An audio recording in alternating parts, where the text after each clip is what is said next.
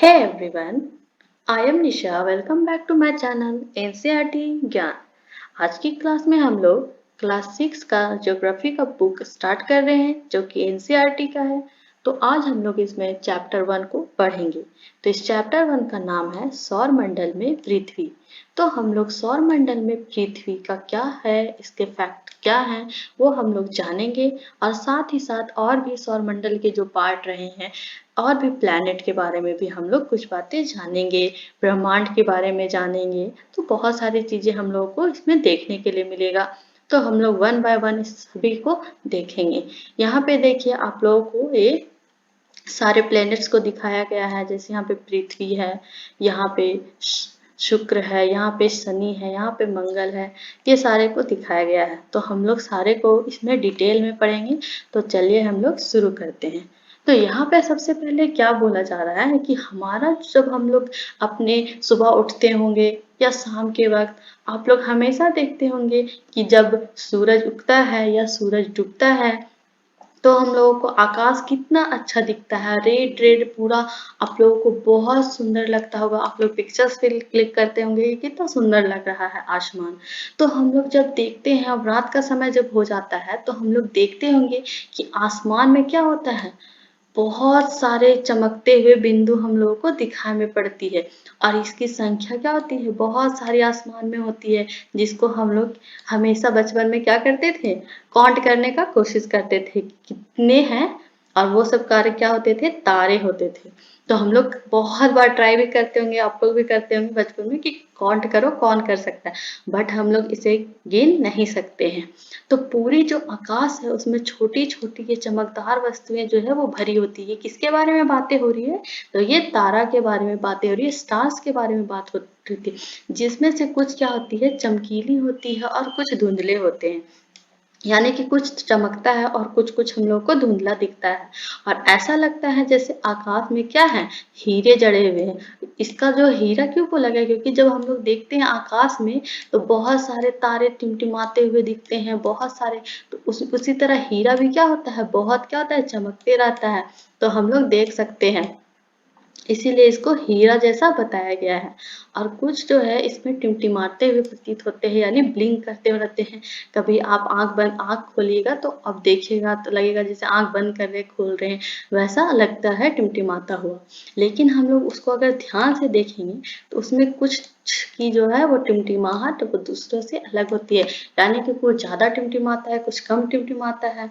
तो बिना किसी टिमटिमाहट के, बिना किसी टिमटिमाहट के चंद्रमा के समान चमकते रहते हैं। कुछ टिमटिमाते नहीं है, बस वो चंद्रमा के जैसा उसमें एक चमक होती है।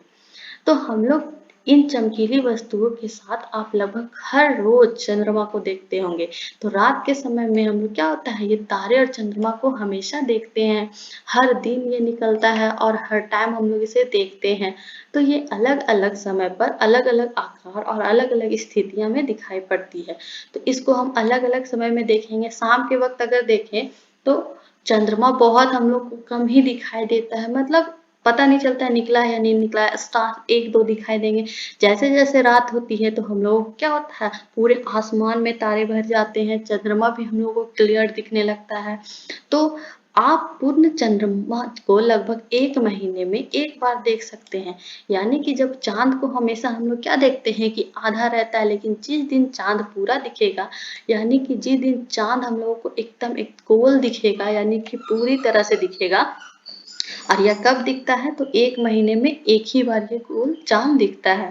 और इसको हम लोग क्या बोलते हैं, पूर्ण चंद्रमा वाली रात या तो पूर्णिमा। पूर्ण चंद्रमा वाली रात यानी पूरी चंद्रमा वाली जो रात होती है उसको हम लोग बोलते हैं पूर्णिमा। तो और ये मंथ में एक दिन दिखाई देती है। अब हम लोग देखें आगे, तो 15 दिन के बाद क्या होता है, आप इसे नहीं देख देखते। और जब हम 15 दिनों के बाद इस पूरे चांद को हम लोग देखें तो ये पूरा नहीं दिखेगा, ये हम लोगों को इसका कुछ कम हिस्सा दिखेगा। और यह नए चंद्रमा की रात्रि जो होती है, ये हम लोगों को पूरा नहीं दिखेगा 15 दिन के बाद। ये नई जो चंद्रमा की रात्रि होती है इसके अमावस्या बोलते हैं। हम लोग क्या बोलते हैं, अमावस्या बोलते हैं। तो ऐसी रात अगर आसमान साफ है तो आप आसमान का अवलोकन अच्छी तरह से कर सकते हैं। और ऐसे में क्या होता है, हम लोग आसमान को बहुत अच्छे तरीके से और देख सकते हैं। क्या आपको इस बात पर आश्चर्य नहीं होता कि हम दिन के समय चंद्रमा एवं इनकी सभी छोटी चमकीली वस्तुओं को क्यों नहीं देख सकते? आपने कभी सोचा है ऐसा क्या रात में ही चंद्रमा क्यों दिखता है, दिन में क्यों नहीं दिखता? तो दिन में इसलिए नहीं दिखता है क्योंकि सूर्य का जो रोशनी होता है वो इतनी तेज होती है कि वो चंद्रमा को अपनी रोशनी से क्या करती है, ढक देती है। दिन में भी चंद्रमा रहता है लेकिन सूर्य की जो रोशनी है उसकी बहुत अधिक तेज जो प्रकाश होता है उसके कारण वो हम लोगों को दिखाई नहीं देती है और उसके चमक के आगे वो क्या छिप जाती है। तो अब हम लोग यहाँ देखें कि सूर्य, चंद्रमा तथा वे सभी वस्तुएं जो रात के समय, अब यहाँ सूर्य हो गया, चंद्रमा हो गया और वे सभी वस्तुएं जो रात के समय आसमान में चमकती है उसको हम लोग क्या बोलते हैं, खगोलीय पिंड कहते हैं। यानी कि जो हमारे आसमान है, मान लीजिए ये, तो आसमान में यहाँ पे सूर्य है, ये चंद्रमा है, ये और भी जितनी भी चीजें हैं जो आसमान में हम लोगों को चमकती हुई दिखती है, उन सभी को मिला के हम लोग क्या करते हैं, उसको खगोलीय पिंड कहते हैं। तो कोई भी पूछे कि खगोलीय पिंड क्या होता है, इसमें क्या क्या शामिल होते हैं, तो खगोलीय पिंड में सूर्य भी शामिल होता है, चंद्रमा भी शामिल होता है और आसमान की सारी वैसी वस्तुएं जो रात के समय चमकती है वो सभी खगोलीय पिंड में कहलाती है।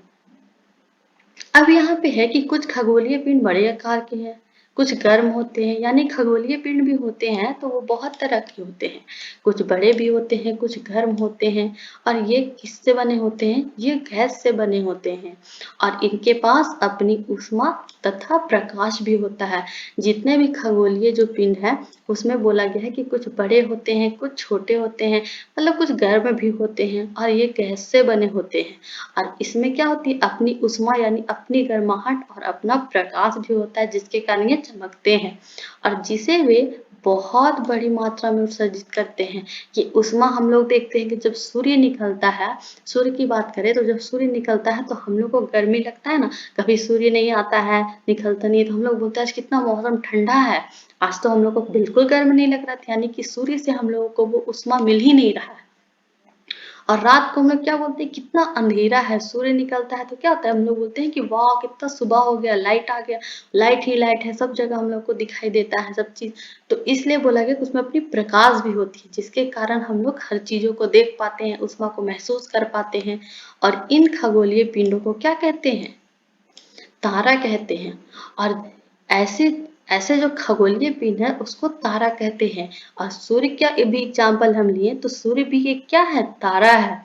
तो यहाँ पे लिखा हुआ है कि सूर्य भी क्या है, एक तारा है। तो कभी ये नहीं बोलिएगा आप लोग कि तारा जो छोटा छोटा दिख रहा है आसमान में बस वही है।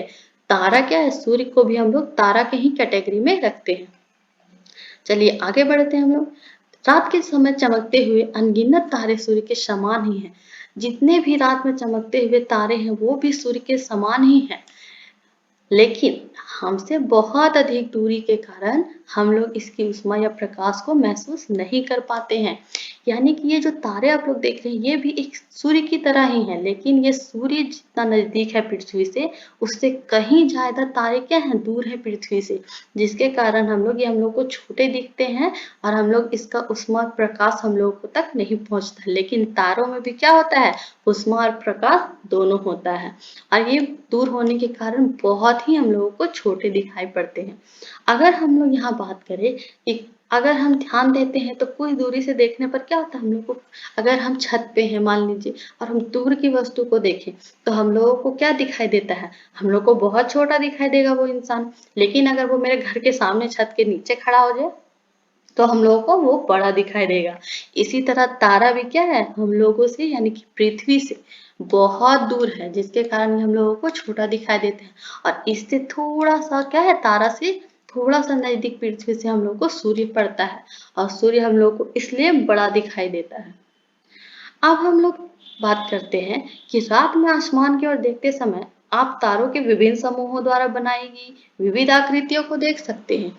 रात में हम लोग देखते हैं कि तारों को हम लोग क्या करते हैं, देख सकते हैं कि एक तारा यहाँ है, एक तारा यहाँ, देखिए जैसे यहाँ एक तारा यहाँ है, एक तारा यहाँ, ये एक तरह का डिजाइन बना रहे हैं। ठीक है, ये अलग अलग तरह का डिजाइन बनाते हैं। तो ये सारे जो तारे मिलकर जो डिजाइन बना रहे हैं इसको हम लोग क्या नाम देते हैं, इसको हम लोग बोलते हैं नक्षत्र मंडल। और अर्सा मेजर या बिग बियर इसी प्रकार का एक नक्षत्र मंडल है, यानी कि एक यहाँ पे जो तारों का ये समूह है इसको हम लोग नक्षत्र मंडल बोलते हैं और इसी में से एक तारों का जो समूह है उसको हम लोग अर्सा मेजर या बिग बियर बोलते हैं, जो कि इसी नक्षत्र मंडल का एक पार्ट है। तो बहुत आसानी से पहचान में आने वाला नक्षत्र मंडल की बात करें कि जो उससे हम लोग बहुत आसानी से हम लोग खुद अपने आंखों से देखकर पहचान सकते हैं। आप लोगों को लग रहा है कि ऐसा भी होता होगा? आप लोगों ने कभी ध्यान दिया है? अगर रात के समय आप लोगों को देखिएगा कि आसमान में आप लोग अगर रात को तारा निकलता है तो उस टाइम देखिएगा तो आप लोग कुछ-कुछ जो नक्षत्र मंडल है उसको आप लोग अपनी नंगी आंखों से भी देख सकते हैं। कोई सूक्ष्मदर्शी की जरूरत नहीं है, कोई भी आप लोगों को किसी चीज की नहीं है कि हम लोग देख ही नहीं पाएंगे। हम लोग नॉर्मल भी हम लोग आसमान की ओर देखेंगे तो हम लोग को ये पता चलेंगे। इसमें से क्या क्या हम लोग देख सकते हैं नक्षत्र मंडल को? एक है सप्तऋषि। सप्तऋषि यानी सप्त मतलब सात होता है, तो सात तारा यानी कि सात तारा मिलके एक डिजाइन बनाता है जिसको सप्तऋषि बोलते हैं। इसको हम लोग और भी नाम दे सकते हैं, सप्त सात ऋषि संत, इस नाम से भी हम लोग इसको जानते हैं। और ये सात तारों का एक समूह होता है यानी कि सात तारों का एक ग्रुप होता है, जैसा कि यहाँ पे आप लोगों को दिया गया है। ये सात तारे हैं कि नहीं? 3 3 6 1 7, ये जो बना रहा है इसी को हम लोग सप्तऋषि बोलते हैं। आप लोग आसमान में ढूंढिएगा कि कैसे ये सप्तऋषि आप लोगों को मिलते हैं कि नहीं देखने से।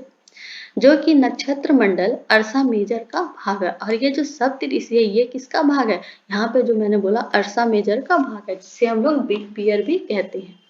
अपने परिवार या पड़ोस में किसी बड़े व्यक्ति से कहिए कि आपको आसमान में और अधिक तारों और ग्रहों तथा नक्षत्रों को दिखाए। यानी कि किसी आप अपने घर में मम्मी पापा दादा दादी किसी से भी कह सकते हैं कि आप और भी ऐसे ऐसे तारों का समूह, एक सिंगल तारा नहीं, जो बहुत सारे तारे जो है वो मिलके एक समूह बनाते हैं, वैसे तारों को ढूंढे आप लोग आसमान में। अब बात करते हैं हम लोग कि प्राचीन समय में लोग रात्रि में क्या होता था, कि पहले के टाइम में क्या होता था कि लोग क्या करते थे। पहले के समय में तो हम लोगों के पास अभी मोबाइल है, हम लोग आजकल मोबाइल पे टाइम देखते हैं। और पहले, इससे पहले क्या था, इसके पहले लोग घड़ी पे टाइम देखते थे, लेकिन आज अभी ज्यादातर लोग मोबाइल का ही यूज करते हैं टाइम देखने के लिए। डिजिटल वॉच आ गया है। लेकिन पहले जमाने में जब हमारा घड़ी का आविष्कार नहीं हुआ था, मोबाइल का आविष्कार नहीं हुआ था, तो लोग कैसे पता करते थे? अगर मान लीजिए रात में हम लोग तो अभी तुरंत देखेंगे कि हम लोग को नॉर्थ डायरेक्शन जाना है, साउथ डायरेक्शन जाना है, फटाक से मोबाइल खोलेंगे और हम लोग को पता चल जाएगा। लेकिन पहले क्या करते थे लोग, इसका जब हम लोग को डायरेक्शन का पता करना रहता था तो वो तारों के मदद से क्या करते थे, वो डायरेक्शन का पता लगाते थे। और ये डायरेक्शन का पता वो कैसे लगाते थे वो देखते हैं हम लोग, बहुत इंटरेस्टिंग है। उत्तर तारा उत्तर दिशा को बताता है। ये लोग ये मानते थे कि उत्तर जो तारा होता है वो इधर हम लोगों को नॉर्थ साइड का डायरेक्शन को दिखाता है। और ये उत्तर तारा क्या कहलाता था? ध्रुव तारा कहलाता था, जिसे हम लोग अभी अभी आसमान में देख सकते हैं। आप लोगों को जो सबसे चमकीला तारा दिखे ना, जहाँ तारा में सूर्य मत सुबह में मत देखने लगेगा, रात में सबसे जो चमकता हुआ तारा दिखे वही ध्रुव तारा होता है। तो उसका ध्रुव तारा को देखते थे लोग तो समझ जाते थे कि इस साइड उत्तर दिशा है, यानी कि नॉर्थ डायरेक्शन है। और यह क्या है कि आसमान में हमेशा एक ही स्थान पर रहता है और यह तारा जो है वो उत्तर की ही ओर रहता है। आप लोग अपने उत्तर दिशा में देखिएगा तो आप लोगों को मिल जाएगा। और ये हमेशा इधर उधर भागते नहीं रहता है। आप लोग के जैसे घर में आप लोग खाना खाने के लिए क्या है, मम्मी आपके पीछे भागते रहती होगी, तो वैसे भागते नहीं रहता, ये एक जगह स्थिर से एक जगह स्टेबल होके रहता है। हम सप्तऋषि की सहायता से ध्रुव तारे की स्थिति को जान सकते हैं। और अगर हम लोगों को ध्रुव तारा नहीं मिल रहा है तो हम लोग किसकी मदद लेते हैं? सप्तऋषि, इस तारे की। और इस तारे की मदद से हम लोग ध्रुव तारों को जान सकते हैं। ये तारा सप्तऋषि जब बनता है तो इसके हम लोग सीधे डायरेक्शन में अगर देखें तो ये सीधा इसका ध्रुव तारा स्थित होता है। ये इधर उधर भागने वाला तारा नहीं है, तो ये हमेशा यही रहेगा। अब बात करते हैं हम लोग, यहाँ पे हम लोग फिगर में तो देख रही हैं। अब यदि सप्तऋषि मंडल के संकेतक तारों को आपस में मिलाते हुए एक काल्पनिक रेखा खींची जाए तो उसे आगे की ओर बढ़ाया जाए तो ध्रुव तारे की ओर इंगित करता है। ये हम लोग अभी देख लिए। कुछ खगोलीय पिंडों में अपना प्रकाश और ऊष्मा नहीं होती। कुछ ऐसे खगोलीय पिंड भी हैं जिसमें अपना प्रकाश भी नहीं होता है और ऊष्मा भी नहीं होती है। वे तारों के प्रकाश से ही प्रकाशित होते हैं, यानी अगर हमारे पास मान लीजिए खाना नहीं है खाने के लिए, तो हम क्या करते हैं, किसी दूसरे का हेल्प लेते हैं, मदद लेते हैं, तब हम लोग खाना, अगर हम लोग मांगते हैं कि हम लोग को थोड़ा सा खाना दीजिए, कोई भी साधन नहीं है हमारे पास बनाने का, कुछ भी नहीं है हमारे पास पैसा का, तो थोड़ा सा हम लोग दूसरे की मदद लेकर खाना खाते हैं। तो उसी तरह यहाँ भी होता है कि कुछ खगोलीय पिंड ऐसे हैं जिसमें अपना प्रकाश भी नहीं होता, ऊष्मा भी नहीं होती है, लेकिन वे क्या होते हैं, तारों की हेल्प से क्या होते हैं, अपने आप को प्रकाशित करते हैं। और ऐसे पिंड को क्या कहते हैं, हम लोग ग्रह कहते हैं, यानी कि प्लैनेट कहते हैं। इसी और पृथ्वी हमारा क्या है, प्लैनेट है। तो इसके पास क्या होगा, अपना ऊष्मा भी नहीं है, अपना प्रकाश भी नहीं है, ये तारों के ही प्रकाश से प्रकाश लेता है। और जो कि तारा किस प्रकाश से लेता है, सूर्य। सूर्य भी एक तारा है, मैंने इससे पहले भी आप लोगों को बताया है। अब बात करते हैं हम लोग ग्रह, जिसे अंग्रेजी में क्या, अभी मैंने बताया कि ग्रह को क्या बोलते हैं इंग्लिश में, प्लैनेट।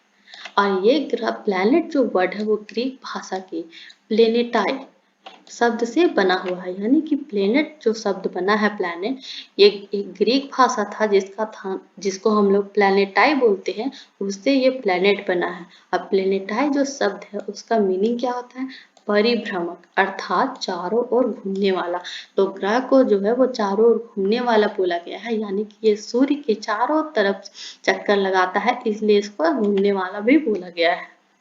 पृथ्वी जिस पर हम लोग रहते हैं, तो सभी को पता है कि हम लोग जिस ग्रह पे रहते हैं, जिस प्लैनेट में रहते हैं, उसे पृथ्वी कहते हैं। तो यह भी क्या है, एक ग्रह ही है। और ये जितनी भी अपने ऊष्मा और प्रकाश है, उसको कहाँ से प्राप्त करता है, तो सूर्य से प्राप्त करता है। अगर आप लोगों को वन लाइनर क्वेश्चन पूछ लिया जाए कि पृथ्वी जो कि एक ग्रह है, वो अपना ऊष्मा कहाँ से प्राप्त करता है, तो आप लोग क्या बोलिएगा, तो आप लोगों का आंसर होना चाहिए कि वो अपनी ऊष्मा है वो सूर्य से प्राप्त करता है, जो पृथ्वी के सबसे नजदीक का तारा है। और सूर्य जो है वो पृथ्वी के सबसे नजदीक का तारा है। क्यों नजदीक का तारा है, क्योंकि सारे तारे पृथ्वी से क्या है, बहुत दूर है, जिसके कारण वो लोग हमको बहुत छोटे दिखाई देते हैं, सूर्य हम लोग को इतना बड़ा दिखाई देता है। तो यानी कि सबसे नजदीक का तारा कौन है, सूर्य है, क्योंकि सूर्य भी एक तारा है। और आगे बात करें तो पृथ्वी को बहुत अधिक दूरी से जैसे चंद्रमा से देखने पर यह चंद्रमा की तरह चमकती हुई प्रतीत होती है। अगर हम पृथ्वी को बहुत दूरी से देखें, तो जैसे कि चंद्रमा को हम लोग देखते हैं पृथ्वी से, अगर हम लोग अपने यहाँ पे खड़े हैं और चंद्रमा को देख रहे हैं, तो वो चंद्रमा जिस प्रकार से हम लोग को चमकता हुआ दिखता है रात में, तो उसी तरह से अगर हम लोग पृथ्वी को बहुत दूर से देखें, तो वो भी हम लोगों को एक चमकता हुआ चंद्रमा के जैसा ही हम लोगों को दिखाई देगा।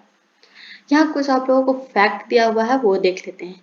एक है बृहस्पति, शनि, यूरेनस के चारों ओर छल्ले हैं। ये छल्ले विभिन्न पदार्थों के असंख्य छोटे छोटे पिंडों से बनी पट्टियां हैं, और पृथ्वी से इन छल्लों को शक्तिशाली दूरबीन की सहायता से देखा जा सकता है। जो ग्रह हमारे हैं, चलिए हम लोग आपको दिखा देते हैं। यहाँ पे ग्रह किसके किसके बारे में बात किया गया, बृहस्पति, शनि तथा यूरेनस। बृहस्पति, शनि तथा यूरेनस, यानी कि बृहस्पति यहाँ हो गया, शनि यहाँ हो गया और यूरेनस यहाँ हो गया। ये तीनों जो है, इसके बीच में क्या होता है, एक छल्ला होता है, यानी कि एक छल्ला बोला गया है, जो चारों ओर इसके घेरे हुए रहता है। और ये छल्ला जो है वो बहुत छोटे छोटे पिंडों से यानी टुकड़ों से मिलकर बना होता है। पिंडों से बनी होती पट्टियां, एक तरह की पट्टी की तरह ये गोल सा होता है। और इससे क्या है, हम लोग पृथ्वी से अगर हम लोग दूरबीन लगा कर देखें, तो हम लोग इसे क्या कर सकते हैं, देख सकते हैं। देखिए यहाँ आप लोग को दिखाया गया है, किसके किसके बीच में बोला गया है, बृहस्पति हो गया आपका, शनि हो गया और यूरेनस हो गया। तो ये सभी के बीच में जो छल्ला पाया जाता है उसको हम लोग देख सकते हैं। अब नेक्स्ट हम लोग देखते हैं यहाँ क्या क्या फैक्ट दिया गया है। तो यहाँ पे जो फैक्ट दिया गया है वो देखते हैं, एक सेकेंड। यहाँ पे बोला गया है बुध के बारे में। तो यहाँ पे कुछ कुछ फैक्ट सारे ग्रहों के बारे में बताया गया। यहाँ आप देख सकते हैं, यहाँ पे हमारा सूर्य है। ये जो सूर्य है, इसके बाद हमारा कौन सा ग्रह आता है, बुध आता है, जिसे इंग्लिश में हम लोग मरकरी बोलते हैं। उसके बाद ये लाइन हो गया, उसके बाद इस लाइन में क्या आता है, शुक्र आता है, जिसे हम लोग क्या बोलते हैं, वेनस बोलते हैं। उसके बाद हमारा पृथ्वी आता है, यानी कि सूर्य से अगर हम दूरी के हिसाब से देखें तो फर्स्ट में बुध है, सेकेंड में शुक्र है, थर्ड में पृथ्वी है, फोर्थ नंबर पे जाए तो मंगल ग्रह है, फिफ्थ में जाए तो क्या है, बृहस्पति ग्रह है, प्लैनेट है, और फिर जाए तो क्या है, शनि है। उसके बाद है यूरेनस, यानी कि सबसे लास्ट में डिस्टेंस के हिसाब से सूर्य से डिस्टेंस देखें तो सबसे लास्ट में यूरेनस पड़ता है और सबसे फर्स्ट में बुध यानी कि मरकरी पड़ता है। तो इसमें से हम लोग यहाँ पे सारे ग्रहों का नाम जान लिए। फिर यहाँ एक है हमारा नेपच्यून, तो यहाँ पे सबसे लास्ट में कौन पड़ गया, नेपच्यून। तो इसमें से पृथ्वी थर्ड नंबर पे आती है, ठीक है। चलिए हम लोग आगे देखते हैं।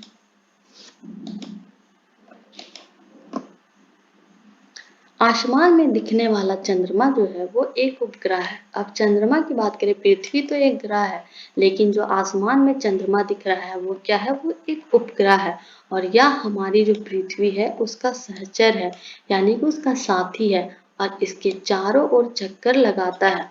यानी कि ये चारों ओर पृथ्वी का जो है वो सहचर है और इसके चारों ओर चक्कर लगाते रहता है। हमारी जो पृथ्वी है उसके समान 7 और भी ग्रह हैं जो मैंने आप लोगों को ऊपर में दिखाया, जो सूर्य से प्रकाश ऊष्मा को प्राप्त करते हैं।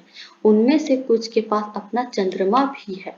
जैसे हम लोगों के पास ये चंद्रमा है अपना, उसी तरह और भी ग्रह हैं और भी प्लैनेट हैं जो सूर्य से अपना प्रकाश और ऊष्मा लेते हैं। उनके पास भी अपना क्या है, चंद्रमा है। यहाँ पे पौराणिक रोमन कहानी में, यानी कि पहले जो एक पौराणिक जो थी और मतलब कि बहुत पुरानी जो एक रोमन की कहानी हुआ करती थी, उसमें एक वर्ड यूज होता था जिसको बोलते हैं सोल। और सोल हम लोग आजकल क्या बोलते हैं, आत्मा को। अगर हम लोग इंग्लिश का वर्ड करें सोल तो आत्मा को बोलते हैं, लेकिन यहाँ हिंदी में जो सोल लिखा गया उसका मीनिंग क्या है, सूर्य देवता। और इसका मीनिंग सूर्य देवता से लगाया गया था रोमन कहानियों में। और सौर जो शब्द है इसका अर्थ क्या है, सूर्य से संबंधित है, इसलिए सूर्य का जो भी परिवार है उसको सौर मंडल कहा जाता है। और सौर शब्द का उपयोग क्या है, वो करते हुए और अधिक शब्दों को लिखें, यानी कि सौर जो शब्द है उसका उपयोग आप लोग करके और अधिक शब्द को आप लोग अपना लिख सकते हैं। जैसे यहाँ पे सौर का उपयोग करके इसमें मंडल जोड़ दिया गया, सौर मंडल। फिर और भी आप लोग ऐसे वर्ड को ढूंढिएगा और कमेंट बॉक्स में लिखिएगा और क्या क्या वर्ड हो सकते हैं। अब हम लोग आगे जो है यहाँ पे सौर मंडल के बारे में बताया गया है। अब इससे सौर मंडल के बारे में हम लोग नेक्स्ट क्लास में पढ़ेंगे यहाँ से कि क्या बोला गया है, और भी सूर्य के बारे में डिटेल से जानेंगे। तो आज के लिए बस इतना ही, क्योंकि ज्यादा हो जाएगा तो फिर आप लोगों को भी समझ में नहीं आएगा। कल आप लोग इतना दूर तक आप लोग रिविजन करके रख सकते हैं, पढ़ सकते हैं अपने से भी, उसके आगे कल कंटिन्यू करेंगे।